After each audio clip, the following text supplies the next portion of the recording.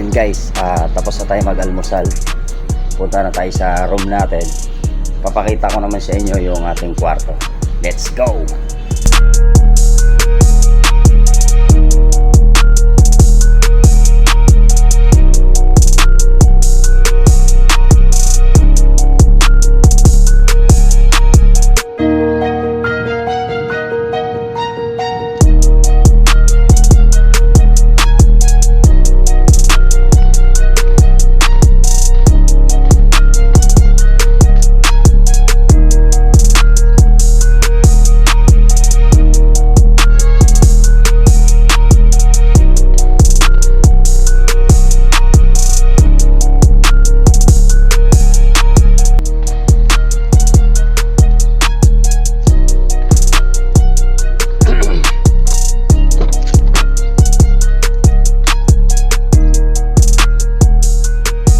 So ayun, ito yung ating kwarto. Ano ini-expect nyo? May maganda tayong kwarto?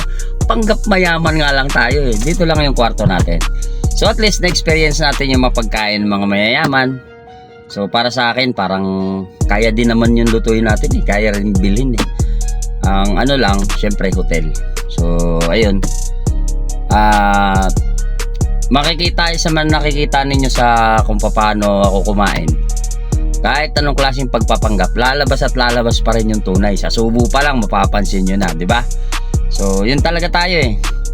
So hanggang dito na lang guys. Ito yung pangalawang pagpapanggap, ng pangalawang araw na pagpapanggap natin ng mayaman.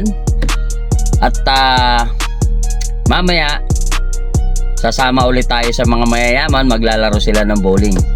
So try ko experience yung paglalaro ng bowling mamaya ang konti. So hanggang dito lang muna.